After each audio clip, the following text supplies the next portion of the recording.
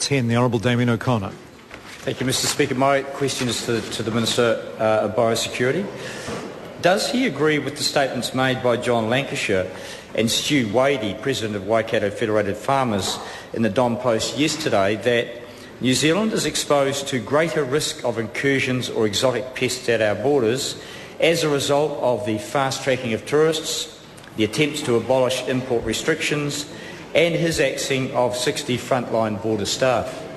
The Honourable Dr Nick Smith. On behalf of the Minister for Biosecurity, no, because all three claims are wrong. For example, the government's Smart Gate initiative does enable travellers to move more quickly through our airports, but improves biosecurity by freeing up staff to focus on high-risk passengers.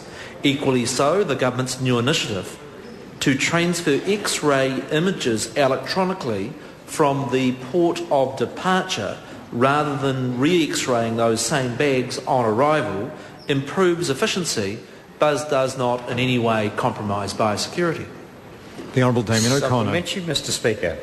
How can the Minister assure New Zealanders that the new visitor fast-tracking process won't expose New Zealanders to, quote, incredible risks in terms of pest incursions, as stated by Mr Wadey in his article yesterday?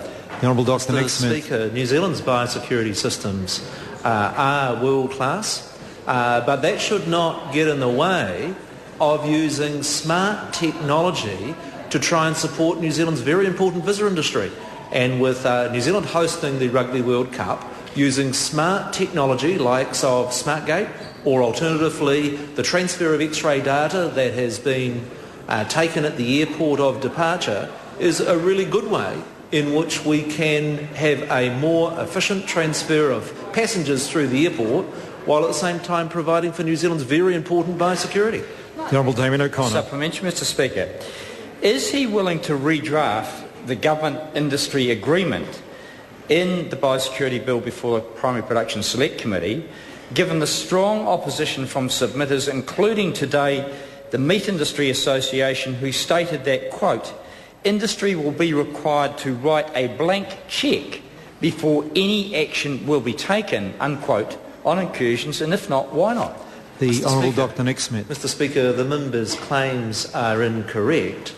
The approach that the government has with the industry agreement framework was actually proposed by the previous government. In fact, I have the Cabinet minute of the 14th of July 2008, in that the exact policy that the member is now objecting to, he agreed to when he was in Cabinet.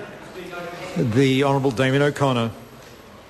Mr Speaker, why does the Minister think producers are still convinced that the axing of 60 frontline biosecurity staff in 2009 has contributed to the recent increase in incursions, as stated by John Lancashire in his article yesterday?